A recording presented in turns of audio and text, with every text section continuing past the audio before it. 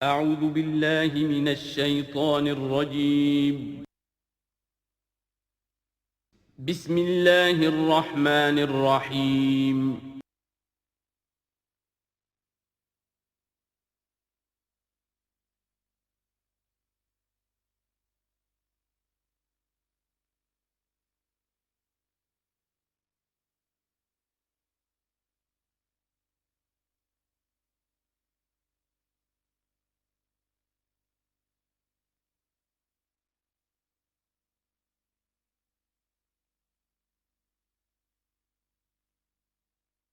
نحمده ونصلي على رسوله الكريم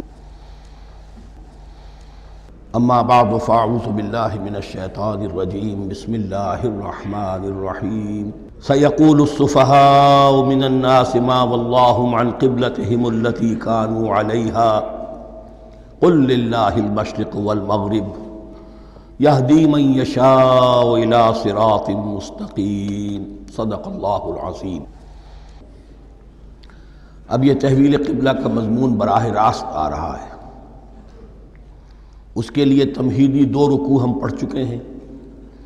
حضرت ابراہیم کا تذکرہ جو معمار ہیں بیت اللہ کے، ابو الانبیاء ہیں، امام الناس ہیں، انہی کی ایک نسل بنی اسرائیل ہے، انہی کی ایک نسل بنی اسماعیل ہے۔ ان کا دین کیا تھا، اس کی بنیاد کیا تھی، انہوں نے اور خود ان کے پوتے حضرت یعقوب نے اپنی اولاد کو کس بات کی وصیت کی تھی، اب وہ اولاد مختلف پگڈنڈیوں پر چل کر کہاں کہاں پہنچ چکی ہے، یہ سارا پس منظر ہے اصل میں اس تحویل قبلہ کے لیے۔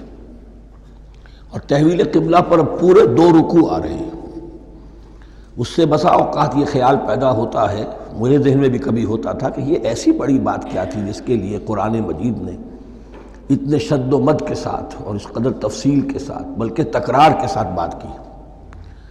تو اصل میں اس کو یوں سمجھیے کہ ایک خاص مذہبی ذہنیت ہوتی ہے، اور وہ مذہبی ذہنیت یہ ہوتی ہے کہ اعمال کے ظاہر پر ان کی توجہ زیادہ مرکوز ہو جاتی ہے، اعمال کی جو روح ہے زیادہ اس کی طرف توجہ نہیں ہوتی۔ عوام الناس کا معاملہ یہی ہو جاتا ہے، ظواہر پر، رسومات پر، جو ظاہری شکلیں ہیں ان کی اہمیت، جو اصل دین ہے، روح دین ہے، جو مقاصد دین ہیں، ان کی طرف توجہ نہیں ہوتی۔ نتیجہ یہ ہوتا ہے کہ ظاہر میں ذرا سا فرق انہیں بہت محسوس ہوتا ہے، ذرا سا فرق ہو گیا، کسی نے رفع یدین کر لیا، قیامت آ گئی، معلوم ہوا یہ کوئی اور ہی آ گیا ہماری مسجد میں، یہ کون ہے؟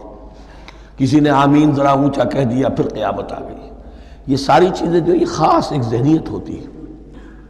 اس ذہنیت کے پس منظر میں یہ مسئلہ چھوٹا نہیں تھا۔ ایک تو یہ کہ جو قبائلی اور قومی پس منظر تھا اس کے حوالے سے سمجھیے، مکے میں جو لوگ ایمان لائے، ظاہر بات ہے ان سب کو عقیدت تھی خانہ کعبہ کے ساتھ، خود حضور کو تھی۔ آپ روتے ہوئے نکلے ہیں اور آپ نے یہ فرمایا تھا کہ اے کعبہ مجھے تجھ سے بڑی محبت ہے، لیکن تیرے یہاں کے رہنے والے مجھے یہاں رہنے نہیں دیتے۔ پھر یہ کہ وہ جو عقیدت اور محبت تھی وہ تمام مسلمانوں کے دلوں میں بھی تھی۔ مدینے میں آ کر آپ نے رخ بدل دیا۔ جب تک مکے میں تھے معلوم ہوتا ہے کہ حضور جب کھڑے ہوتے تھے نماز کے لیے تو آپ اس طرح کھڑے ہوتے تھے کہ بیک وقت استقبال قبلتین ہو جاتا تھا، یعنی جو جنوبی دیوار ہے، ایک طرف وہ کونا ہے جس میں حجر اسود ہے، اور دوسری طرف وہ یمانی ہے، رکن یمانی جو یمن کی طرف ہے، جنوب کی طرف ہے۔ ادھر کوئی شخص کھڑا ہوگا اور وہیں پر انہی کے درمیان جو ہے جب طواف کیا جاتا ہے تو دعا مانگی جاتی ہے، ربنا آتنا فی الدنیا حسنۃ وفی الآخرۃ حسنۃ وقنا عذاب النار۔ باقی پورے طواف میں آپ جو چاہیں دعا مانگے، لیکن یہاں یہ دعا ہے خاص۔ اب اگر کوئی شخص ادھر کھڑا ہو کر نماز پڑھ رہا ہے تو کعبہ تو سامنے ہے ہی، ٹھیک سیت میں یروشلم بھی ہے۔ استقبال القبلتین، ایک ہی وقت میں 2 قبلوں کی طرف رخ ہو گیا۔ مدینہ میں آ کر معاملہ بدل گیا، مدینہ درمیان میں ہے، مکہ مکرمہ اس کے جنوب میں ہے اور یروشلم اس کے شمال میں ہے۔ اب جنوب کی طرف رخ کریں گے تو پیٹھ ہوگی یروشلم کی طرف، یروشلم کی طرف رخ کریں گے تو پیٹھ ہوگی کعبے کی طرف۔ اس میں امتحان ہو گیا ان لوگوں کا جو ایمان لائے تھے کہ آیا وہ محمد الرسول اللہ صلی اللہ علیہ وسلم کے فرمان کی پیروی کرتے ہیں یا اپنی پرانی عقیدتوں اور اپنی پرانی جو روایات ہیں ان کو زیادہ اہمیت دیتے ہیں؟ اللہ کا شکر ہے جو لوگ مکے سے آئے تھے ان کی اتنی تربیت ہو چکی تھی کہ ان میں سے کسی کے لیے کوئی مسئلہ پیدا نہیں ہوا۔ اقبال کا وہ مصرع پھر سنا رہا ہوں، بمصطفیٰ برساں خیش را کے دی ہموست، اگر بہو نہ رسیدی تمام بولہ بیست۔ حالانکہ قرآن مجید میں کہیں منقول نہیں ہے کہ اللہ نے حکم دیا تھا، ہو سکتا ہے اللہ نے حضور کو وحی خفی کے ذریعے سے حکم دیا ہو، لیکن وحی جلی میں کہیں نہیں ہے کہ آپ کو حکم دیا گیا ہو کہ اب یروشلم کی طرف رخ کر کے نماز پڑھیے۔ یہ امتحان ہو گیا کہ رسول کا اتباع کتنا کچھ ہے۔ اب جب یہ حکم آیا، اب امتحان ہو گیا جو مدینے میں رہنے والے جو ایمان لائے تھے ان کا، اس لیے کہ یہاں یہودی بھی تھے، بعض ان میں سے ایمان لائے، عبداللہ ابن سلام رضی اللہ تعالیٰ عنہ تھے، ان کو علماء میں سے تھے، لیکن جو اور دوسرے لوگ تھے وہ بھی زیر اثر تھے یہود کے علماء کے، ان کے دل میں بھی یروشلم کی عظمت تھی۔ اب جب انہیں رخ کرنا پڑا تو یہ ان کے ایمان کا امتحان ہو گیا۔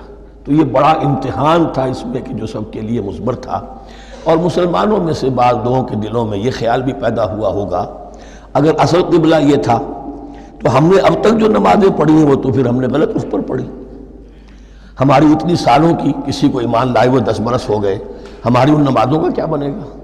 وہ نمازیں ضائع ہو گئیں تو نماز تو ایمان کا رکن رکین ہے، تو بڑی تشویش پیدا ہو گئی۔ اس کے ساتھ ہی ایک مسئلہ یہ پیدا ہوا سیاسی اعتبار سے کہ یہود اب تک تو یہ سمجھ رہے تھے کہ حضور نے اور مسلمانوں نے ہمارا قبلہ اختیار کر لیا ہے، تو گویا کہ ہمارے کیمپ فالوورز ہیں، ہمارا تو انہوں نے اتباع کیا ہے، لہذا ہمیں کوئی خاص اندیشہ نہیں ان کی طرف سے۔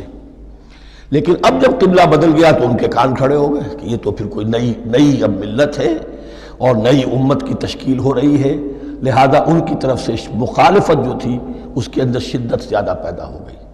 یہ سارے مضامین تھے کہ جو یہاں پر زیر بحث آ رہے ہیں۔ سَيَقُولُ السُّفَهَاءُ مِنَ النَّاسِ، بہت غیر معمولی ہے اس کا آغاز ہی اس آیت کا۔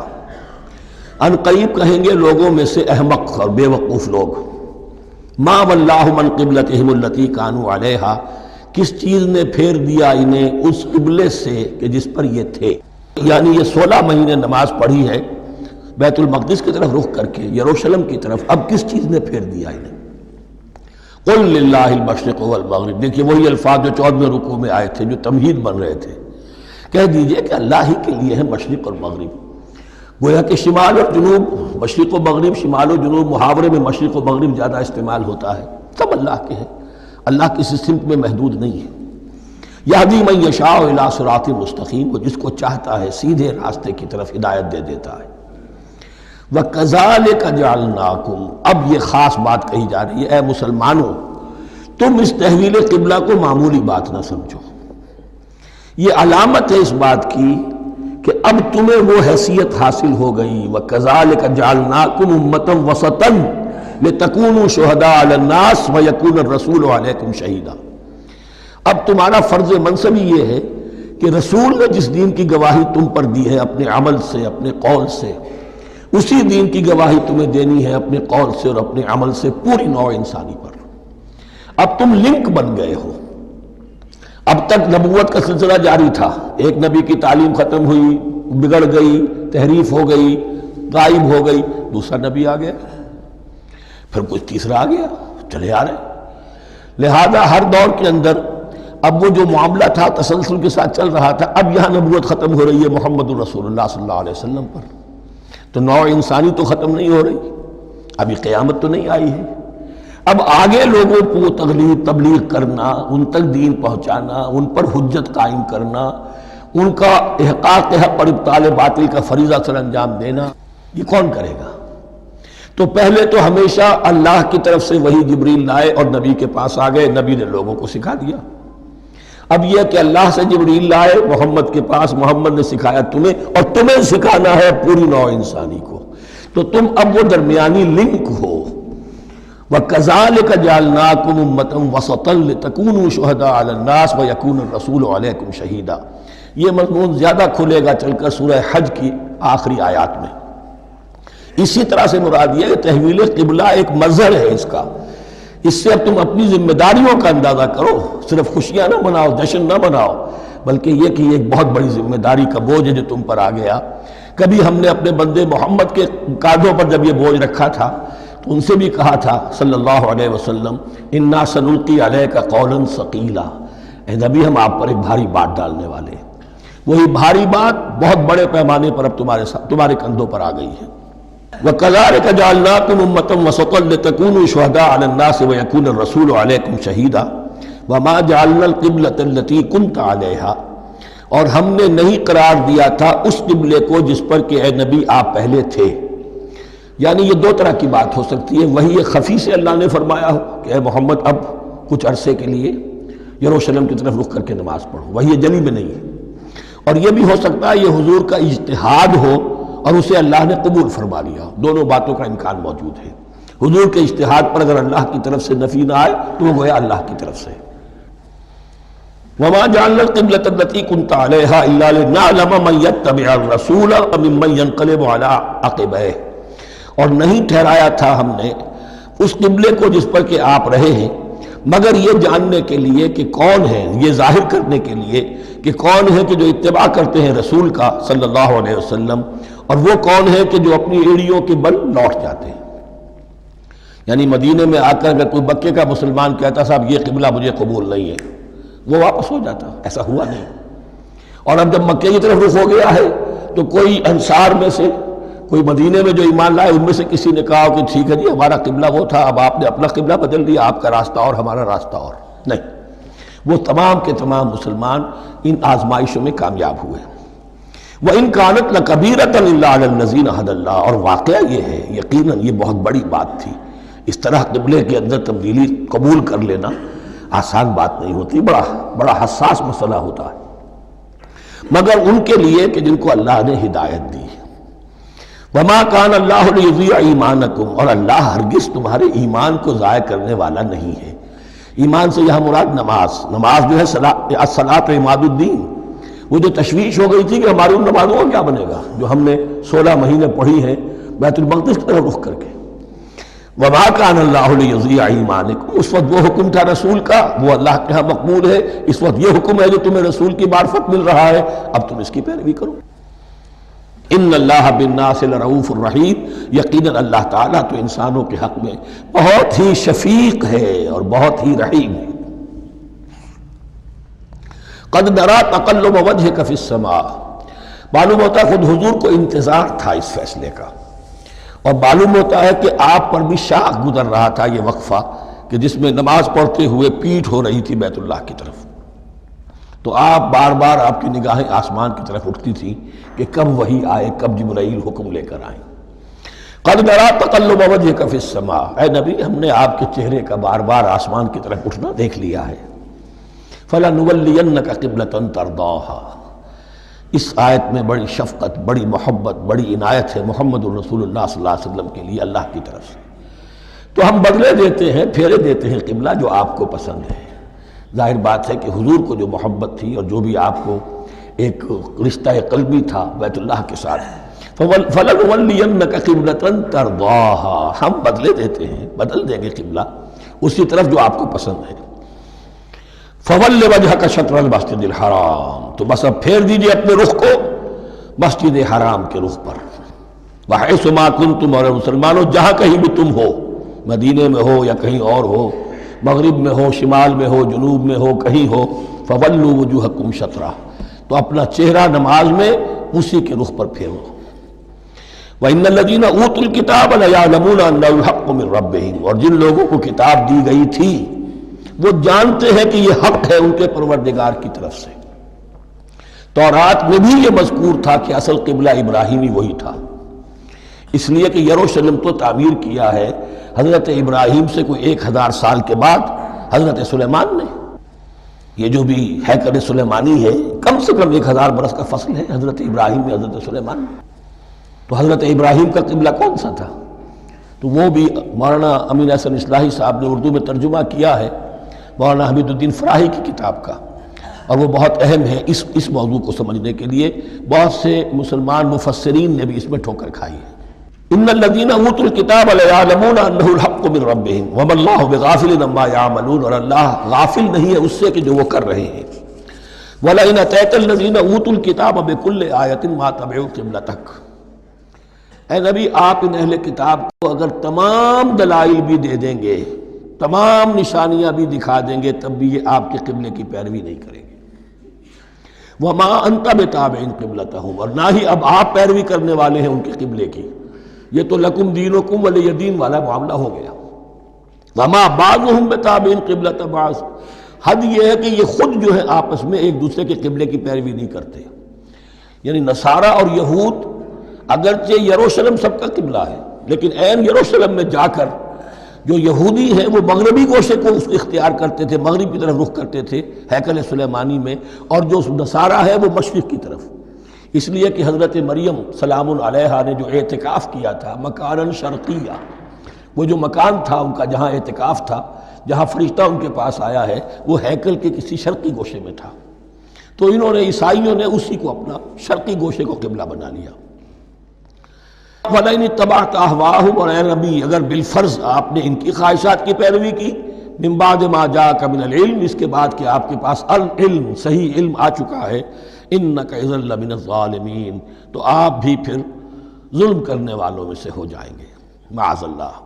الذین آتیناہم الکتاب یعرفونہ کما یعرفون ابناءہم، جن لوگوں کو ہم نے کتاب دی یعنی تورات اور انجیل کے جو صحیح ماننے والے ہیں، یہ نکتہ یہاں نوٹ کر لیجئے، تورات اور انجیل کے ماننے والوں میں سے غلط کاروں کے لیے مجہول کا صیغہ آتا ہے، اوتوا الکتابہ، جنہیں کتاب دی گئی تھی، اور جو ان میں سے ٹھیک تھے، صحیح رخ پر تھے، ان کے لیے معروف کا صیغہ ہوتا ہے جنہیں کتاب ہم نے دی تھی۔ یہ انداز جو ہے معروف اور مجہول کا، یہ آپ دیکھیں گے کہ فرق ہوگا، جہاں ان کی کسی غلط بات کا تذکرہ ہوگا الذین اوتوا الکتاب، اور جہاں اچھی بات کا تو وہاں یہ کہ جو آتیناہم الکتاب، الذین آتیناہم الکتاب یعرفونہ کما یعرفون ابناءہم، وہ ایسے ہی پہچانتے ہیں اس کو۔ ہو کی ضمیر قبلے کی طرف بھی ہے، اور ہو کی ضمیر محمد الرسول اللہ کی طرف بھی ہے، ہو کی ضمیر قرآن کی طرف بھی ہے، ایسے پہچانتے ہیں جیسے اپنے بیٹوں کو۔ وَإِنَّ فَرِيقًا مِّنْهُمْ، اور یقیناً ان میں سے ایک گروہ وہ ہے لَيَكْتُمُونَ الْحَقَّ وَهُمْ يَعْلَمُونَ، جو جانتے بوجھتے حق کو چھپاتے ہیں۔ الحق من ربک، یہ حق ہے آپ کے رب کی طرف سے، فلا تکونن من الممترین، تو آپ ہرگز نہ بنے شک کرنے والوں میں۔ یہ حضور سے خطاب ہو رہا ہے، اور حضور کی وساطت سے اصل میں ہر مسلمان سے خطاب ہو رہا ہے، یہ بات ان سے کہی جا رہی ہے کہ اس میں کوئی شک اپنے پاس بتانے دو، یہ تو حق ہے تمہارے پروردگار کی طرف سے۔ وَلِكُلٍّ وِجْهَةٌ هُوَ مُوَلِّيهَا، ہر ایک کے لیے ہم نے ایک رخ معین کر دیا جس کی طرف کہ وہ رخ کرتا ہے۔ فَاسْتَبِقُوا الْخَيْرَاتِ، تو مسلمانوں تمہارے لیے ایک رخ تو ہم نے معین کر دیا بیت اللہ کا، ایک باطنی رخ کیا ہے؟ نیکیوں میں ایک دوسرے سے آگے بڑھنے کی کوشش کرو۔ ایک ہے ظاہر، نماز کا ظاہر ہے، آپ نے قبلے کی طرف رخ کر لیا ہے، آپ نے وضو کیا ہے، ایک نماز کا باطن ہے، خشوع ہے، خضوع ہے، حضور قلب حاصل ہے، رقت ہے، معلوم ہے کس کے سامنے حاضری ہے۔ اسی طریقے سے قبلہ ایک تو یہ ہے جو کہ کعبہ ہے، بیت اللہ ہے، ایک یہ فاستبقوا الخیرات، تم ہر نیکی کے اندر ایک دوسرے سے آگے بڑھنے کی کوشش کرو۔ اینما تکونوا یاتی بکم اللہ جمیعا، جہاں کہیں بھی ہوگے اللہ تم سب کو لے آئے گا، جمع کر دے گا۔ ان اللہ علی کل شیء قدیر، یقیناً اللہ تعالی ہر چیز پر قادر ہے۔ ومن حیث خرجت فول وجهک شطر المسجد الحرام، اور جدھر سے بھی آپ کا نکلنا ہو، کہیں سفر کریں، کہیں بھی جائیں، تو آپ اپنا رخ پھیر دیجئے مسجد حرام کی طرف۔ وَإِنَّهُ لَلْحَقُّ مِن رَبِّكَ، اور یہ یقیناً حق ہے آپ کے رب کی طرف سے۔ وَمَا اللَّهُ بِغَافِلٍ عَمَّا تَعْمَلُونَ، اور اللہ غافل نہیں اس سے کہ جو تم کر رہے ہو۔ یہاں بظاہر جو ہے کلام حضور سے ہے، اصل میں مسلمانوں سے خطاب ہے بواسطہ محمد صلی اللہ علیہ وسلم۔ وَمِنْ حَيْثُ خَرَجْتَ فَوَلِّ وَجْهَكَ شَطْرَ الْمَسْجِدِ الْحَرَامِ وَحَيْثُ مَا كُنْتُمْ فَوَلُّوا وُجُوهَكُمْ شَطْرَهُ، اور دیکھو جہاں بھی تم نکلو اپنا رخ کرو مسجد حرام کی طرف۔ امریکہ میں جاؤ تب بھی رخ ہوگا مسجد حرام کی طرف، روس میں جاؤ رخ تمہارا ہوگا مسجد حرام کی طرف۔ وَحَيْثُ مَا كُنْتُمْ، اور اے مسلمانوں جہاں کہیں بھی تم ہو، فَوَلُّوا وُجُوهَكُمْ شَطْرَهُ، تو اپنے چہروں کو پھیر دو اسی کے رخ پر۔ لِأَلَّا يَكُونَ لِلنَّاسِ عَلَيْكُمْ حُجَّةٌ، تاکہ نہ رہے لوگوں کے پاس تمہارے خلاف کوئی دلیل۔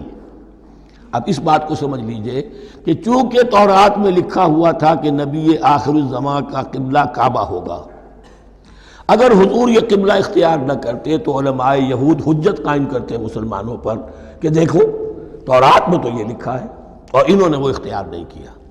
تو یہ گویا کہ ان کے اوپر اتمام حجت بھی ہو رہا ہے اور قطع عذر بھی ہو رہا ہے، ان کی حجت کی جڑ بھی کٹ رہی ہے. الا الذین ظلموا منہم، سوائے ان میں سے ان کے جو ظالم ہیں، اعتراض کرنے کے لیے لاکھ انہوں نے پھر بھی ہیلے بہانے بنائی لینے ہیں. فلا تخشوہم، تو اے مسلمانوں ان سے نہ ڈرو، واخشونی، مجھ سے ڈرو. وَلِأُتِمَّ نِعْمَتِي عَلَيْكُمْ، اور یہ جو تحویل قبلہ ہوئی ہے اور محمد الرسول اللہ صلی اللہ علیہ وسلم کی بعثت کی بنیاد پر ایک نئی امت کو شکل دی جا رہی ہے اور اسے اب امامت الناس سے سرفراز کیا جا رہا ہے، وراثت ابراہیمی اب اسے منتقل ہو گئی ہے. یہ اس لیے ہے وَلِأُتِمَّ نِعْمَتِي عَلَيْكُمْ، اپنی نعمت میں تم پر اس کا اتمام فرما دوں، مکمل کر دوں. وَلَعَلَّكُمْ تَهْتَدُونَ، اور تاکہ تم ہدایت یافتہ بن جاؤ. کما ارسلنا فیکم رسولا، جیسے کہ ہم نے بھیج دیا ہے تم میں ایک رسول. اب یہ دعا ابراہیم و اسماعیل یاد کر لیجئے. ربنا وبعث فیہم رسولا منہم یتلو علیہم آیاتک ویعلمہم الکتاب والحکمت ویزکیہم. اب گویا کہ وہاں تو دعا تھی اور یہ 3000 سال کے بعد اس دعا کا ظہور ہو رہا ہے بعثت محمدی کی شکل میں.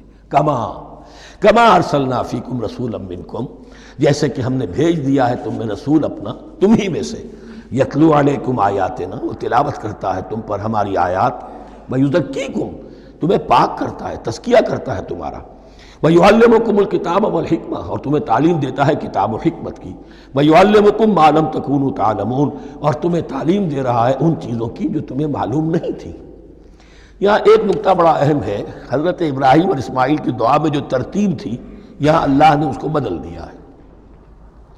وہاں کیا تھا؟ تلاوت آیات، تعلیم کتاب و حکمت، پھر تزکیہ. یہاں کیا ہے؟ تلاوت آیات، پھر تزکیہ، پھر تعلیم کتاب و حکمت. اب ظاہر بات ہے کہ حضرت ابراہیم اور حضرت اسماعیل نے جو بات کہی وہ بھی غلط تو نہیں ہو سکتی، لیکن ہم یہ کہہ سکتے ہیں کہ اس کی امپرووڈ فارم یہ ہے جو اللہ تعالیٰ کی طرف سے دی گئی، اس لیے کہ تزکیہ مقدم ہے. اگر نیت صحیح نہیں ہے تو تعلیم کتاب و حکمت مفید نہیں ہوگی بلکہ گمراہی میں اضافہ ہوگا. نیت کج ہے تو گمراہی بڑھتی چلی جائے گی. اور تزکیہ کا حاصل کیا ہے؟ نیت درست ہو جائے، اخلاص، نحن لہ مخلصون. اگر یہ نہیں ہے تو جتنا پڑھو گے، جتنے بڑے عالم ہوگے، شیطان بھی بن سکتے ہو. بڑے بڑے فتنے عالموں نے اٹھائے ہیں. یہ جو دین اکبری تھا یا دین الہی تھا، اکبر کے تو باپ دادا کو کبھی خیال نہیں آ سکتا تھا اس کا. یہ پٹی پڑھانے والے کون تھے؟ ابو الفضل اور فیضی جیسے علماء، بہت بڑے علماء. اسی طرح غلام احمد قادیانی، اس کو اصل میں جو بھی پٹیاں پڑھائی ہیں وہ تو پڑھائی حکیم نور الدین نے، جو بہت بڑا عالم تھا، اہل حدیث عالم تھا. تو در حقیقت بہت بڑا عالم ہوگا، اگر اس کی کج ہو گئی نیت تو اتنا ہی بڑا فتنہ اٹھا دے گا. اس پہلو سے تزکیہ مقدم ہے، اور اس کا ثبوت یہ ہے، یہی مضمون سورہ آل عمران میں آیا، یہی مضمون پھر سورہ جمعہ میں آئے گا. وہاں بھی ترتیب یہی ہے، تینوں جگہ پر اللہ کی طرف سے ترتیب یہی ہے. یتلو علیکم آیاتنا ویزکیکم، تمہیں ہماری آیات پڑھ کر سنا رہا ہے اور تمہارا تزکیہ کرتا ہے. ویعلمکم الکتاب والحکمہ، اور اس تزکیے کے بعد پھر تعلیم کتاب و حکمت. ویعلمکم ما لم تکونوا تعلمون، اور تمہیں سکھا رہا ہے جو کچھ علم تمہیں حاصل نہیں تھا. فاذکرونی اذکرکم، بس مجھے یاد رکھو، میں تمہیں یاد رکھوں گا. یہ بہت بڑا میثاق ہے اور بہت بڑا وعدہ ہے، بہت بڑا وعدہ. اور یہاں تک حدیث میں پھر اس کی شرح آئی ہے، میرا بندہ اگر مجھے اپنے دل میں یاد کرتا ہے میں بھی اسے اپنے جی میں یاد کرتا ہوں. اور میرا بندہ اگر میرا ذکر کسی محفل میں کرتا ہے تو میں اس سے بہت اعلیٰ محفل میں اس کا ذکر کرتا ہوں. اس کی محفل تو بہت بلند و بالا ہے، ملائے اعلیٰ کی محفل ہے، فرشتے ملائکہ مقربین کی محفل ہے. خدا خود میر محفل بود اندر لامکا خسرو، محمد شمع محفل بود شب جائے کہ من بودم. اب خسرو کس عالم میں تھے جب یہ شعر کہہ گئے ہیں؟ تو بہرحال ہے تو صحیح، ایک محفل تو ہے. میں اس سے بڑی بہتر محفل میں ان کا تذکرہ کرتا ہوں.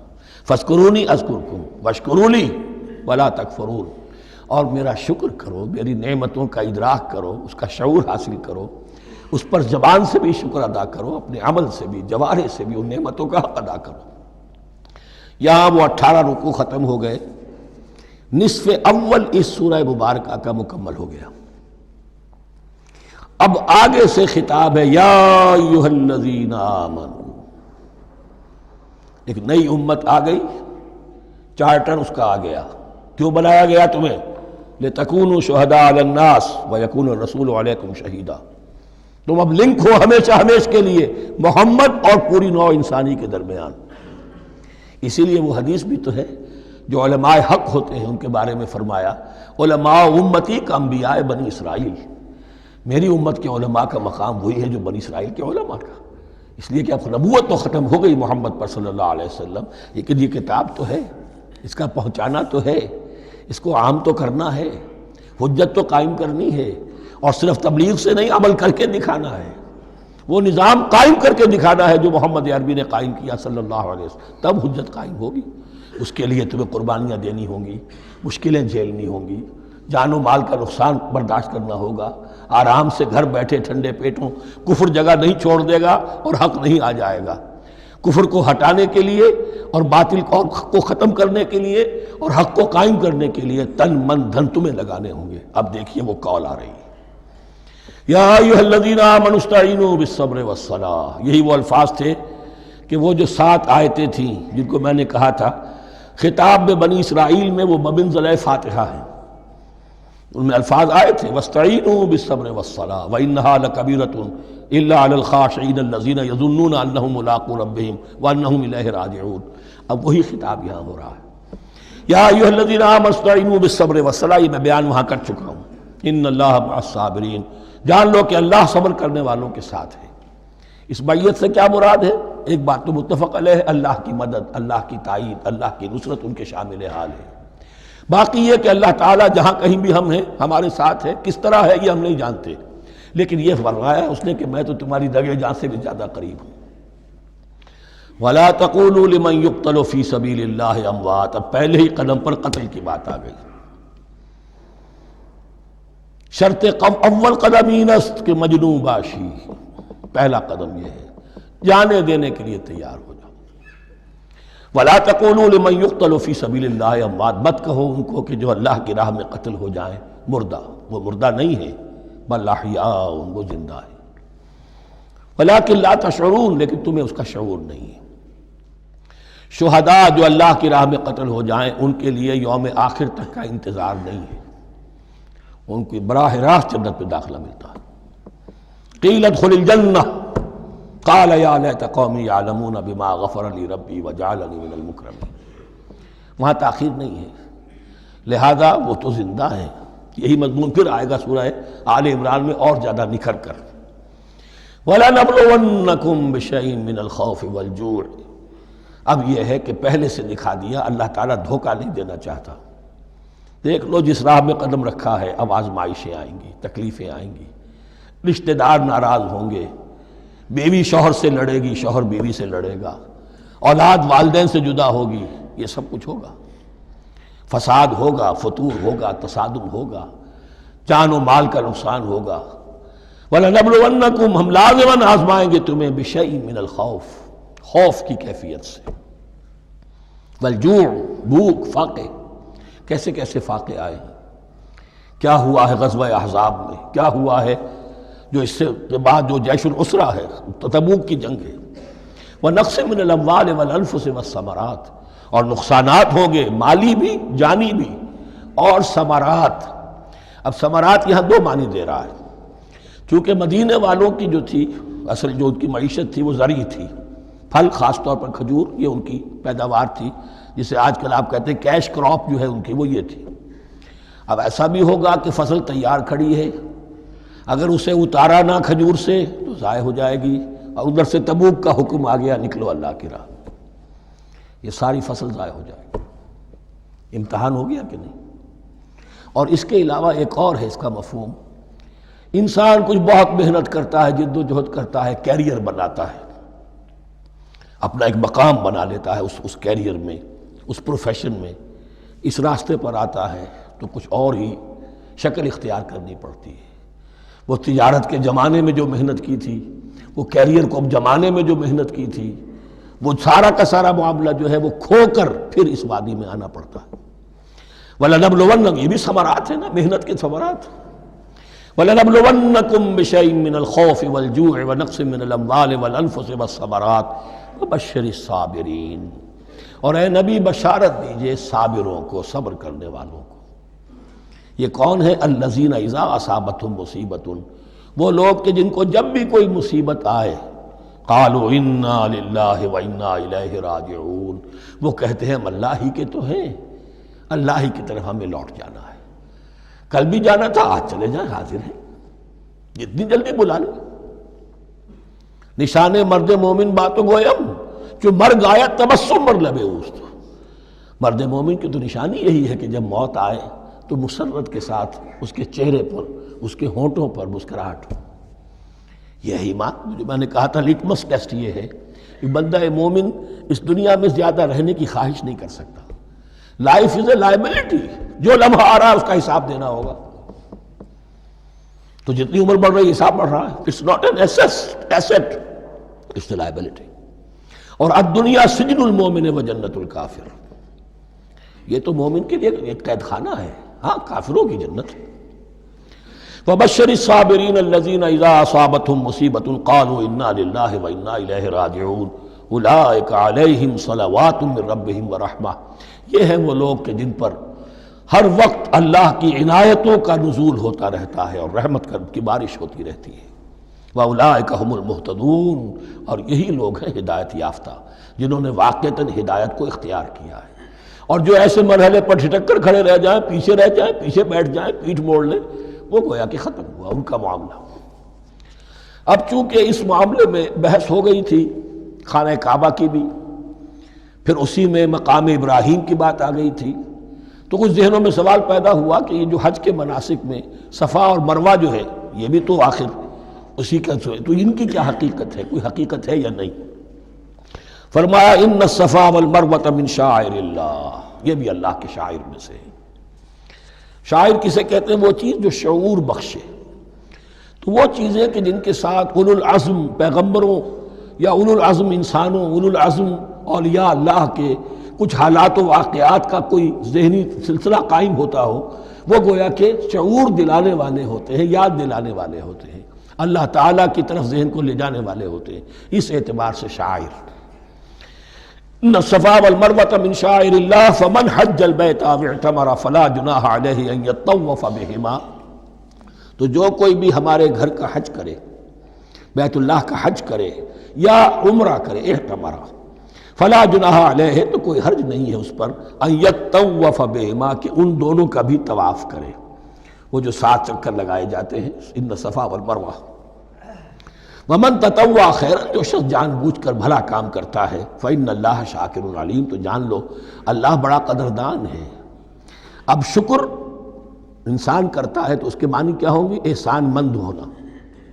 وہی شکر اللہ کرتا ہے شکور، اس کے کیا معنی ہوں گے؟ قدردانی، میرے بندے نے یہ کام کیا، میرے بندے نے میرے لیے یہ محنت کی، یہ قربانی دی۔ ان اللہ شاکر علیم، اور جانتا ہے، چاہے کسی اور کو پتہ نہ چلے، اسے تو معلوم ہے۔ اگر تم نے اللہ کی رضا جوئی کے لیے کسی کو کوئی مالی مدد دی ہے اس حال میں کہ جو کچھ داہنے ہاتھ نے دیا ہے بائیں کو بھی خبر نہیں ہونے دی، کجا یہ کہ کسی اور انسان کے سامنے اس کا تذکرہ ہو، تو اب یہ جو ہے اللہ کے تو علم میں ہے۔ اگر تو اللہ سے اجر و ثواب چاہتے ہو تو اس کا ڈنڈورا پیٹنے کی کوئی ضرورت نہیں، اور اگر تم نے لوگوں کو دکھانے کے لیے کیا تھا تو وہ تو شرک ہو گیا، لائبلٹی ہو گئی۔ ان الذین یکتمون ما انزلنا من البینات، اب یہاں پھر کچھ آخری یوں سمجھیے کہ یہ اب جس کو کہتے ہیں موپنگ اپ آپریشن، بات مضمون تو پورا ختم ہو گیا لیکن کچھ نہیں صحیح چیزیں ابھی ہیں سابقہ امت مسلمہ کے بارے میں کہنے کی، وہ مزید ایڈ کی جا رہی ہیں۔ ان الذین یکتمون ما انزلنا من البینات والہدی من بعد ما بیناہ للناس فی الکتاب اولئک یلعنهم اللہ یلعنهم اللاعنون، یقیناً وہ لوگ جو چھپاتے ہیں اس شے کو جو ہم نے نازل کی ہے بینات میں سے اور ہدایت میں سے، اس کے بعد کہ ہم نے ان کو واضح کر دیا ہے لوگوں کے لیے کتاب میں، وہ لوگ ہیں کہ جن پر لعنت کرتا ہے اللہ، اور لعنت کرتے ہیں تمام لعنت کرنے والے۔ یعنی علم ایک بہت بڑی جو ہے امانت ہے، اس علم کا چھپانا، کتمان حق، ہم آیت پڑھ آئے ہیں وَمَنْ أَظْلَمُ مِمَّنْ يَكْتُمُ شَهَادَةً عِنْدَهُ مِنَ اللَّهِ، اگر اللہ کی طرف سے کوئی گواہی کسی کے پاس ہے اور وہ اسے چھپا لے تو اس سے بڑا ظالم کون ہوگا؟ اب انہی کی وضاحت ہو رہی ہے، کیسی کیسی کھلی شہادتیں تورات اور انجیل میں تھیں اور ان کو یہ چھپائے پھر رہے ہیں۔ ان الذين يكتمون ما انزلنا من البينات والهدى من بعد ما بيناه للناس في الكتاب اولئك يلعنهم الله ويلعنهم اللاعنون الا الذين تابوا واصلحوا وبينوا، سوائے ان کے کہ جو توبہ کرے، رجوع کرے اور اپنی اصلاح کر لے اور اب واضح کرے وہ شے کہ جو انہوں نے چھپائی ہوئی تھی اسے ظاہر کرے۔ فاولئک اتوب علیہم، تو ان کی توبہ میں قبول کروں گا اور ان کی طرف میں نگاہ التفات میں اپنی پھر ان کی طرف متوجہ کر دوں گا۔ وَأَنَا التَّوَّابُ الرَّحِيمُ، اور میں تو ہوں ہی توبہ کا قبول کرنے والا اور رحم فرمانے والا۔ إِنَّ الَّذِينَ كَفَرُوا وَمَاتُوا وَهُمْ كُفَّارٌ، یقیناً جن لوگوں نے کفر کیا اور وہ مرے اسی حال میں کہ کفر پر قائم تھے، أُولَئِكَ عَلَيْهِمْ لَعْنَةُ اللَّهِ وَالْمَلَائِكَةِ وَالنَّاسِ أَجْمَعِينَ، ان پر تو لعنت ہے اللہ کی بھی اور فرشتوں کی بھی اور تمام انسانوں کی بھی۔ خالدین فیہا، اس لعنت کی کیفیت میں وہ اب ہمیشہ رہیں گے۔ لا یخفف عنہم العذاب، نہ ان پر سے عذاب کے اندر کوئی کمی کی جائے گی، ولا ہم ینظرون، نہ انہیں کوئی مہلت ملے گی کہ عذاب کا تسلسل ذرا سی دیر کے لیے وقفہ ہو جائے، سانس لینے کی مہلت مل جائے۔ ولا ہم ینظرون۔ وَإِلَٰهُكُمْ إِلَٰهٌ وَاحِدٌ، سن لو تمہارا الہ اور معبود ایک ہی الہ ہے۔ لا الہ الا هو الرحمن الرحیم، اس کے سوا کوئی الہ نہیں ہے اور وہ رحمان ہے اور رحیم ہے۔ اب جو آیت آ رہی ہے اس کے پڑھنے سے پہلے ایک بات سمجھ لیجئے کہ یہ جو اب 22 رکوعوں کا مضمون ہم پڑھ رہے ہیں، مجھے یہ بات آج شروع میں واضح کرنی چاہیے تھی، اس میں ترتیب کیا ہے۔ میں پہلے عرض کر چکا ہوں کہ پہلے 18 رکوعوں کی تقسیم ورٹیکل کی ہے ہم نے، 18 کو 4 رکوع ادھر، 10 درمیان میں، پھر 4 ادھر۔ یہاں اب چلے گی ہاریزونٹل تقسیم، افقی تقسیم، اور اس کی بھی شکل کیا ہے کہ 4 مضامین ہیں کہ جو تانے بانے کے ساتھ بنے ہوئے ہیں، یا 4 لڑیاں ہیں مضمون کی کہ جن کو بٹ کر رسی بنا دیا گیا۔ وہ 4 مضامین کیا ہیں؟ مسلمانوں سے خطاب میں ان کے لیے عبادات اور احکام اور شرائع، یہ واجب ہے، یہ کرنا ہے، یہ حلال ہے، یہ حرام ہے، نماز فرض ہے، روزہ فرض ہے، وغیرہ وغیرہ۔ اور 2 لڑیاں جہاد، جہاد بالمال، جہاد بالنفس۔ جہاد بالنفس کی آخری انتہا قتال ہے، جہاں انسان نقد جان ہاتھ پر رکھ کر، ہتھیلی پر رکھ کر میدان میں حاضر ہو جاتا ہے۔ جو جنگ میں گیا اس نے اپنے آپ کو موت کے لیے پیش کر دیا، بچ کر آ جائے تو بونس ہے۔ اس اعتبار سے یہ 4 جڑیں۔ شریعت کو 2 حصوں میں تقسیم کیجئے، عبادات اور پھر بقیہ احکام شریعت، معاملات، جن میں خاص طور پر شوہر اور بیوی کا تعلق جو ہے وہ سب سے اہم ہے۔ لہذا اس صورت میں آپ دیکھیں گے تفصیلی احکام آئیں گے آئلی قوانین کے ضمن میں۔ دوسری طرف جہاد بالمال یعنی انفاق، اللہ کی راہ میں خرچ کرنا، اور جہاد بالنفس جس کی آخری منزل قتال۔ اب یہ 4 لڑیاں اس طرح سے ہیں، فرض کیجئے ایک لال لڑی ہے، ایک پیلی ہے، ایک نیلی ہے، ایک ہری ہے، ان کو بٹ دیا گیا ہے۔ جب ایک طرف سے دیکھیں گے تو کٹا پھٹا نظر آئے گا، رنگ لال نظر آیا، پھر پیلا نظر آیا، پھر نیلا نظر آیا، پھر ہرا، پھر لال، پھر نیلا، پھر پیلا، پھر ہرا۔ تو ایسا معلوم ہوگا جیسے کٹے پھٹے ہیں مضامین۔ لڑیاں کھول دیجئے، معلوم ہوگا ایک لڑی وہ بھی بڑی مسلسل ہے، جہاد بالمال کی، ایک لڑی ہے جہاد بالنفس یعنی قتال کی، ایک لڑی ہے جو عبادات کی، ایک لڑی ہے معاملات کی اور شریعت کے احکام کی۔ یہ 4 لڑیاں، اور یہ تانے بانے کی طرح بنی ہوئی ہیں، لیکن اسی بنتی میں بہت بڑے حسین پھول موجود ہیں۔ طویل آیات اور طویل آیات، عظیم ترین آیات قرآن مجید کی، ان میں سے اب ایک آیت یہاں آ رہی ہے۔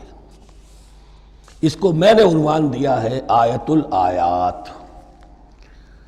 ان فی خلق السماوات والارض واختلاف اللیل والنہار والفلک التي تجری فی البحر بما ينفع الناس وما انزل اللہ من السماء من ماء فاحیا به الارض بعد موتها وبث فيها من كل دابة وتصریف الرياح والسحاب المسخر بین السماء والارض لآیات لقوم یعقلون۔ اتنے فینومینا آف نیچر کسی ایک آیت میں جمع نہیں ہے قرآن۔ اللہ تعالیٰ تمام فینومینا آف نیچر کو اپنی آیتیں قرار دیتا ہے، آسمان اور زمین کی تخلیق، رات اور دن کا الٹ پھیر مختلف جگہوں پر، اور یہ جو ستارے ہیں اور یہ جو بھی نباتات ہیں زمین کی، ان میں سے آیتیں ہی آیت۔ لیکن ان آیت الآیات کو جس طرح یہاں ایک آیت میں سمویا ہے، یہ حکمت کا ایک بہت بڑا پھول ہے، بہت بڑا پھول جو ان چار لڑیوں کی بنتی کے اندر آ گیا ہے۔ یقیناً آسمان اور زمین کی تخلیق میں اور رات اور دن کے الٹ پھیر میں اور اس جہاز میں یا کشتی میں جو چلتی ہیں سمندر میں یا دریاؤں میں، وہ سامان لے کر جو لوگوں کو نفع دیتا ہے، بما ينفع الناس وما انزل اللہ من السماء من ماء، اور اس پانی میں کہ جو اللہ نے اتارا ہے آسمان سے، فاحیا به الارض بعد موتها، اور پھر اس سے وہ زندہ کر دیتا ہے زمین کو اس کے مردہ ہو جانے کے بعد۔ بے آب و گیا زمین پڑی تھی، بارش ہوئی ہے، اسی میں سے روئیدگی آ گئی ہے۔ وبث فیہا من کل دابہ، اور یہ تمام حیوانات اور چرند اور پرند جو اس کے اندر پھیلا دیے گئے ہیں۔ وتصریف الریاح، اور یہ ہواؤں کا چلنا جو ہے، کبھی پروا چل رہی ہے، کبھی پچھمی چل رہی ہے، کبھی مشرق سے آ رہی ہے، کبھی مغرب سے آ رہی ہے، تصریف الریاح ہے۔ والسحاب المسخر بین السماء والارض، اور ان بادلوں میں کہ جو معلق کر دیے گئے آسمان اور زمین کے درمیان۔ لآیات لقوم یعقلون، ان سب میں آیات ہیں، نشانیاں ہیں ان لوگوں کے لیے جو عقل سے کام لیں۔ ان کو دیکھو اور ان کے خالق کو، مدبر کو پہچانو۔ آیات ہیں، اور ان کے آیات کے پہچاننے کا جو عملی نتیجہ نکلنا چاہیے، اور جس کو عام طور پر لوگ نہیں پہنچ پاتے جس تک، اب اگلی آیت میں اس کا تذکرہ ہے۔ نتیجہ تو نکلنا یہ چاہیے کہ پھر محبوب اللہ ہی ہو، شکر اسی کا ہو، اطاعت اسی کی ہو، عبادت اسی کی ہو۔ جب سورج میں کچھ نہیں، یہ تو اللہ نے اس کو بنایا ہے، یہ حرارت جو ہے اللہ نے دی ہے، چاند میں کچھ نہیں، ہوائیں چلانے والا کوئی وہی تو ہے۔ تو اب کسی شے کے لیے کوئی شکر نہیں، کسی شے کے لیے کوئی عبادت نہیں، کوئی ڈنڈوت نہیں، کوئی سجدہ نہیں، بلکہ صرف اللہ کے لیے، اور وہی مطلوب و مقصود بن جائے، وہی محبوب ہو۔ لا محبوب الا اللہ، لا مقصود الا اللہ، لا مطلوب الا اللہ۔ جن لوگوں کی یہاں تک رسائی نہیں ہو جاتی، وہ لوگ کسی اور شے کو اپنا محبوب و مطلوب بنا کر اس کی پرستی شروع کر دیتے ہیں۔ خدا تک نہیں پہنچے، اپنے نفسی کو معبود بنا لیا، جو یہ کہے کر رہے، معبود تو ہو گیا۔ ارأیت من اتخذ الہہ ہواہ، اپنے قوم کو معبود بنا لیا، قوم کی برتری کے لیے اور قوم کی سربلندی کے لیے جانے بھی دے رہے، وطن کو معبود بنا لیا۔ اس حقیقت کو علامہ اقبال نے سمجھا ہے، اس دور کا سب سے بڑا بت وطن ہے۔ اس دور میں میں اور ہے، جام اور ہے، جم اور، ساقی نے بنا کی روش لطف و ستم اور، تہذیب کے آزر نے ترشوائے صنم اور، مسلم نے بھی تعمیر کیا اپنا حرم اور، ان تازہ خداؤں میں بڑا سب سے وطن ہے، جو پیرہن اس کا ہے وہ مذہب کا کفن ہے۔ نیشنلزم، ٹیریٹوریل، وطنی قومیت، وطن کی جے، یہ معبود بنائے بیٹھے۔ تو اب یہاں سنیے، وَمِنَ النَّاسِ، اور لوگوں میں سے کچھ ایسے بھی ہیں، مَن يَتَّخِذُ مِن دُونِ اللَّهِ أَندَادًا، جو اللہ کو چھوڑ کر کچھ اور چیزوں کو اس کا مد مقابل بنا دیتے ہیں۔ وطن کو بنا لیا، قوم کو بنا لیا، ہیومنزم، انسانیت، نوع انسانی، ہم اس کے خدمتگار ہیں، ہم اس کی بہتری کے لیے کام کر رہے ہیں، یہ بھی ایک معبود بن گیا۔ اور سب سے گھٹیا انسان وہ ہے کہ اپنے ہی حسن کا دیوانہ بنا پھرتا ہوں، اپنا ہی نفس ہے، اسی کے گر چکر لگا رہا ہے، وہی حریم ہے اس کا، وہی حرم ہے اس کا، اور وہ طواف کر رہا ہے اپنے نفس کا، تو وہ بھی تو اس کا ایک معبود ہے۔ لوگوں میں سے وہ بھی ہیں کہ جو اللہ کو چھوڑ کر کسی اور چیز کو اس کا مد مقابل بنا دیتے ہیں۔ یحبونہم کحب اللہ، اور ان سے محبت کرنے لگتے ہیں جیسی کہ اللہ سے کرنی چاہیے۔ یہ فلسفہ ہے اصل میں، ہندی میں اسے آدرش کہتے ہیں، عربی میں نصب العین، انگلش میں آئیڈیل۔ ہر باشعور انسان کسی شے کو اپنا آئیڈیل بناتا ہے اور اس سے پھر محبت کرتا ہے، اس کے لیے جیتا ہے، اس کے لیے مرتا ہے۔ قربانیاں دیتا ہے، اثار کرتا ہے، قوم کے لیے قربانی، وطن کے لیے قربانی، فلاح کے لیے قربانی، خود اپنی ذات کے لیے قربانی۔ یحبونہ کحب اللہ، یہ سارے کام تو اللہ کے لیے کرنے کے تھے۔ جیو اللہ کے لیے، مرو اللہ کے لیے، محبت اس سے کرو۔ ان صلاتی و نسکی و محیای و مماتی للہ رب العالمین۔ تم نے اپنی یہ ساری نسبتیں کسی اور شے کے ساتھ وابستہ کر دی، تم نے اللہ کا مد مقابل تراش لیا۔ می تراشت فکر ما ہر دم خدا بندے دیگر، رست از یک بند تا افتاد در بندے دیگر۔ انسان معبود تراشتا رہتا ہے اپنے ذہن سے، اور ان کے لیے محبت کرتا ہے، جانیں دیتا ہے، قربانیاں دیتا ہے۔ وَمِنَ النَّاسِ مَن يَتَّخِذُ مِن دُونِ اللَّهِ أَندَادًا يُحِبُّونَهُمْ كَحُبِّ اللَّهِ، یہ مضمون بھی سورہ حج میں زیادہ واضح ہوگا۔ وَالَّذِينَ آمَنُوا أَشَدُّ حُبًّا لِلَّهِ، پھر یہ لٹمس ٹیسٹ کا لفظ میری زبان پر آ رہا ہے، اور جو لوگ واقعتاً صاحب ایمان ہوتے ہیں ان کی شدید ترین محبت ہوتی ہے اللہ کے ساتھ۔ اگر یہ نہیں ہے، اگر یہ نہیں تو بابا پھر سب کہانیاں ہیں۔ کوئی شے اللہ سے زیادہ محبوب ہو گئی وہ تمہاری معبود ہے، تم نے اللہ کو چھوڑ دیا، چاہے وہ دولت ہی ہے۔ تعس عبد الدینار و عبد الدرہم، ہلاک و برباد ہو جائے درہم و دینار کا بندہ۔ نام عبد الرحمن ہے، حقیقت میں عبد الدینار ہے۔ دینار آنا چاہیے، حرام سے آئے، حلال سے آئے، جائز سے آئے، ناجائز سے آئے، تو معبود اللہ نہیں ہے، معبود دینار ہے۔ ہندو نے یہ کیا کہ لکشمی دیوی کی ایک مورتی بنا کر پوجنا شروع کر دیا۔ یہ لکشمی دیوی اگر ذرا مہربان ہو جائے گی دولت آ جائے گی۔ ہم نے کہا ہٹاؤ اس درمیان کے لنک کو، سیدھے ہی دولت کو کیوں نہ پوجو، پیٹرو ڈالر کو پوجو، ڈالر کو پوجو، ترک وطن کرو، ماں باپ کو چھوڑو یہاں سے سکتا ہوا کہ مر رہے ہیں اور کوئی ان کا بیٹا ان کی بیٹی ان کے پاس نہیں، کس لیے؟ ڈالر۔ کون معبود ہوا؟ وَمِنَ النَّاسِ مَن يَتَّخِذُ مِن دُونِ اللَّهِ أَندَادًا يُحِبُّونَهُمْ كَحُبِّ اللَّهِ وَالَّذِينَ آمَنُوا أَشَدُّ حُبًّا لِلَّهِ وَلَوْ يَرَى الَّذِينَ ظَلَمُوا إِذْ يَرَوْنَ الْعَذَابَ أَنَّ الْقُوَّةَ لِلَّهِ جَمِيعًا، اور کاش کہ دیکھ لیتے یہ لوگ جو اس شرک میں اور اس گناہ میں مبتلا ہیں، ظلم شرک کے معنی، جب وہ دیکھیں گے عذاب کو اور یہ بات واضح ہو جائے گی کہ قوت تو ساری کی ساری اللہ کے ہاتھ میں ہے، کسی کے پاس کچھ نہیں۔ وَأَنَّ اللَّهَ شَدِيدُ الْعِقَابِ، اور یہ کہ اللہ سزا، شدید العذاب، اللہ سزا دینے میں بہت سخت ہے۔ اس وقت آنکھ کھلے گی تو فائدہ کیا ہوگا؟ اب آنکھ کھلے تو فائدہ ہے۔ اِسْتَبَرَّأَ الَّذِينَ اتُّبِعُوا مِنَ الَّذِينَ اتَّبَعُوا، اب انسانی معاشرے کے اندر یہ ہوتا ہے، کچھ لوگ ہوتے ہیں لیڈر لوگ جو اپنے پیچھے لوگوں کو لگا لیتے ہیں، چاہے ڈیماگوگز ہوں، چاہے مذہبی جو ہے وہ مسندوں کے والی ہوں، اپنے پیچھے لگاتے ہیں، اور ان کے پیچھے لگنے والے جو ہیں وہ یہ سمجھتے ہوئے ان کی عزت بھی ہے، ان کا احترام بھی ہے، ان کے نیچے دبے بھی ہوئے، ان کا پیچھے پیچھے چلتے ہیں۔ قیامت کے دن وہ تبرہ کریں گے، ان تم نے ہمیں مروایا، ہم تمہاری پیروی کرتے رہے، ہم نے سمجھا تم جو کہہ رہے ہیں وہ ٹھیک ہے، ہم نے تمہیں اپنا لیڈر مانا۔ اب وہ اعلان برات کریں گے، اللہ ہمارا ان سے کوئی تعلق نہیں۔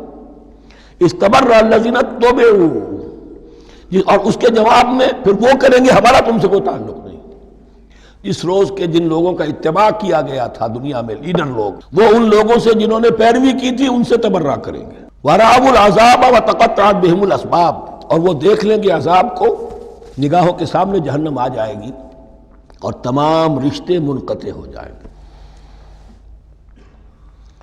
یوم یفر المرء من اخیہ وامہ وابیہ وصاحبتہ وبنیہ لکل امرئ منہم یومئذ شأن یغنیہ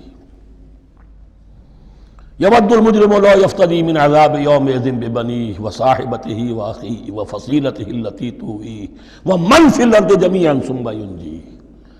ہر انسان چاہے گا میرے باپ کو، بیٹے کو، بھائی کو، ماں کو، بیوی کو، اولاد کو، تمام انسانوں کو چھوڑ دو جہنم میں، خدا کے لیے کسی طرح مجھے بچا لو۔ تقطعت بہم الاسباب، سارے رشتے منقطع ہو جائیں گے، جن رشتوں کی وجہ سے حرام کو حلال اور حلال کو حرام کر رہے ہو، جن کی دلجوئی کے لیے حرام کی کمائی کرتے ہو، جن کی دلجوئی کے لیے دین کے راستے سے آگے نہیں بڑھ رہے ہو، دین کے راستے میں بیوی ناراض نہ ہو جائے، گھر والے ناراض نہ ہو جائیں. بتقطعت بہم الاسباب، یہ سارے رشتے یہیں تک کے لیے ختم ہو جائیں.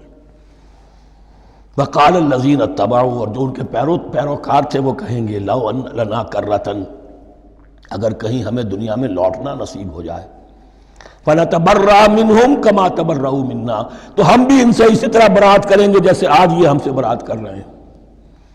کذالک یریہم اللہ اعمالہم حسرات علیہم، اس طرح اللہ ان کو دکھائے گا ان کے اعمال حسرتیں بن جائیں گی. کاش کہ ہم نے سمجھا ہوتا، کاش کہ ہم نے ان کی پیروی نہ کی ہوتی، کاش کہ ہم نے ان کو اپنا لیڈر اور اپنا ہادی اور رہنما نہ مانا ہوتا. وما ہم بخارجین من النار، لیکن وہ اب آگ سے نکلنے والے نہیں ہوں گے. یا ایھا الناس کلوا مما فی الارض حلالا طیبا ولا تتبعوا خطوات الشیطان انہ لکم عدو مبین. اے لوگو، زمین میں جو کچھ حلال اور طیب ہے، حلال ہے اور پاک ہے، صاف ستھری چیز اور حلال چیز، وہ کھاؤ، اور شیطان کے نقش قدم کی پیروی نہ کرو. انہ لکم عدو مبین، یقیناً وہ تمہارے لیے کھلا دشمن ہے. یہ بحث اصل میں کھلے گی سورہ انعام میں جا کر. وہاں عرب میں یہ رواج تھا، بتوں کے نام پر کوئی جانور چھوڑ دیتے تھے. اس ہندوؤں میں بھی تھی رواج، ہم نے تو بچپن میں دیکھا ہے. کوئی سانڈ چھوڑ دیا، کسی کے کان جو ہے وہ چیر دیے، یہ فلاں بت کے لیے ہے، فلاں دیوی کے لیے ہے. اب اسے کوئی کچھ نہیں کہہ سکتا تھا، وہ جہاں چاہیں وہ منہ ماریں جا کر ان کا، اور پھر ان کا ظاہر بات ہے ان کا گوشت کیسے کھایا جا سکتا تھا. تو عرب میں بھی یہ رواج تھے، اور ابھی تک اس کے کچھ نہ کچھ ریزیڈول ایفیکٹس تھے. آباء و اجداد کی جو رسمیں چلی آ رہی ہوں وہ آسانی سے جو ہے وہ چھوٹتی نہیں ہیں، کچھ نہ کچھ اثرات رہتے ہیں، جیسے آج تک ہمارے ہاں ہندوانہ اثرات موجود ہیں. تو ایسے لوگوں سے کہا جا رہا ہے کہ یہ تمام حرمتیں جو تمہارے ان لوگوں نے مشرکین نے بنا لی تھی، یہ جانور حرام، یہ جانور حرام ہو گیا، اسے فلاں کے نام پر نامزد کیا ہے، اس اونٹ کی جو ہے اتنی اونٹنیوں کے ساتھ جفتی ہو چکی ہے، اب بس اس کو خالی کر دو، چھوڑ دو، نہ اس کے اوپر سواری کی جائے گی اور نہ اس کا گوشت کھایا جائے گا. یہ کوئی نہیں ہے، جو چیز حلال ہے اصلاً اور طیب ہے کھاؤ.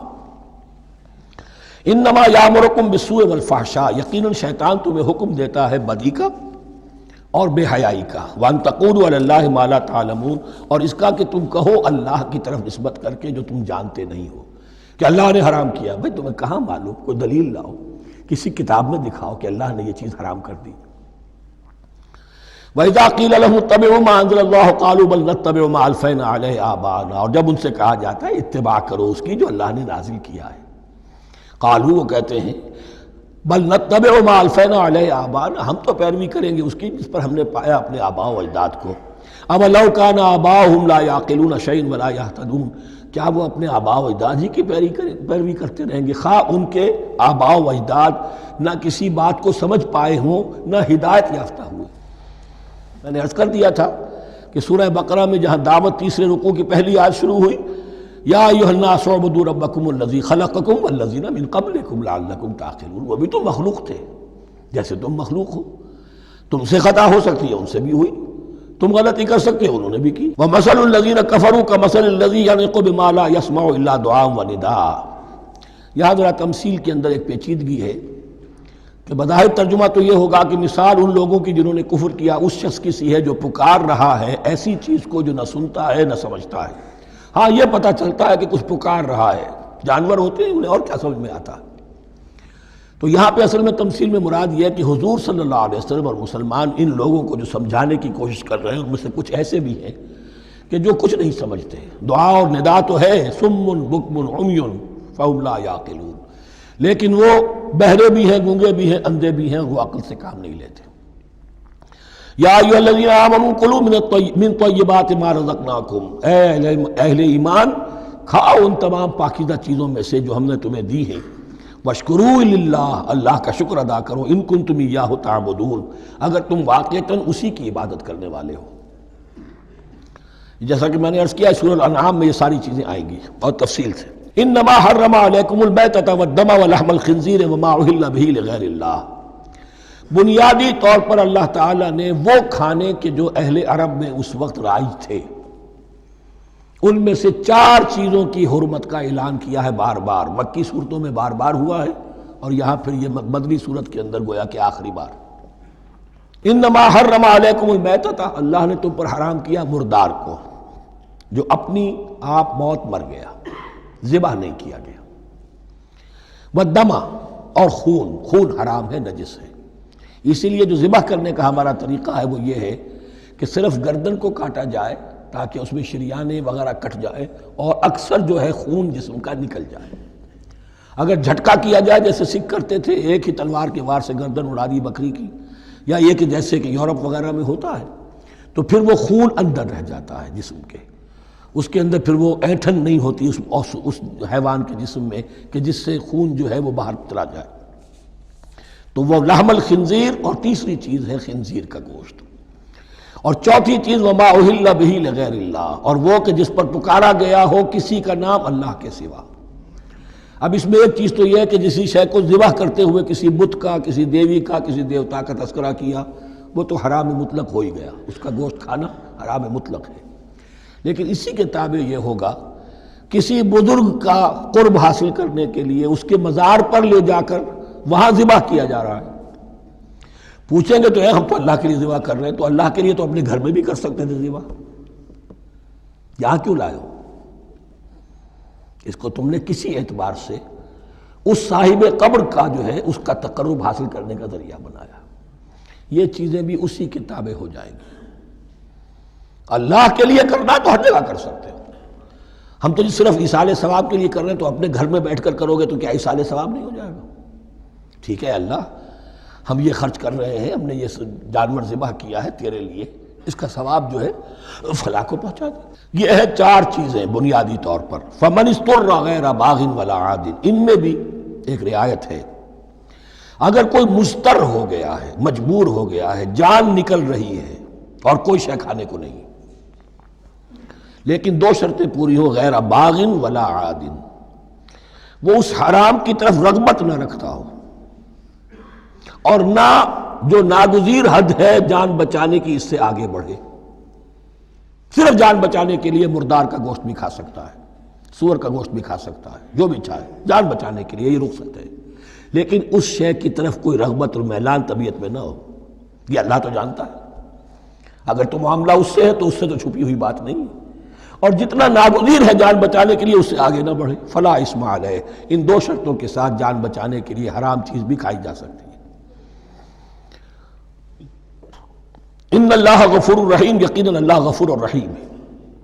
ان الذین یکتمون ما انزل اللہ من الکتاب ویشترون بہ ثمنا قلیلا، یقیناً وہ لوگ جو چھپاتے ہیں اس کو جو اللہ نے نازل کیا ہے کتاب میں سے اور فروخت کرتے ہیں انہیں بہت حقیر سی قیمت پر، اولئک ما یاکلون فی بطونہم الا النار، یہ لوگ نہیں بھر رہے اپنے پیٹوں میں مگر آگ۔ ولا یکلمہم اللہ یوم القیامہ، اللہ ان سے کلام نہیں کرے گا قیامت کے دن۔ ولا یزکیہم، نہ انہیں پاک کرے گا۔ ولہم عذاب علیم، ان کے لیے دردناک عذاب ہے۔ اولئک الذین اشتروا الضلالۃ بالہدی، یہ ہیں وہ لوگ کہ جنہوں نے ہدایت دے کر ضلالت خرید لی ہے، والعذاب بالمغفرہ، اور مغفرت اللہ کی اپنے ہاتھ سے دے کر عذاب خرید لیا ہے۔ فما اصبرہم علی النار، تو کتنا ہے ان کا حوصلہ آگ کے لیے، بڑے صابر ہیں اس جہنم کی آگ کے لیے، کس طرح تیاری کر رہے ہیں۔ ذالک بان اللہ نزل الکتاب بالحق، یہ اس لیے کہ اللہ نے تو کتاب نازل کی حق کے ساتھ۔ وان الذین اختلفوا فی الکتاب لفی شقاق بعید، اور یقیناً جن لوگوں نے کتاب اور شریعت میں پھر یہ پگڈنڈیاں نکالی اختلاف کی، وہ بڑی ہی دشمنی میں اور بڑی ہی شقاوت کے اندر مبتلا ہو گئے۔ بارک اللہ لی ولکم فی القرآن العظیم ونفعنی وإیاکم بالآیات والذکر الحکیم۔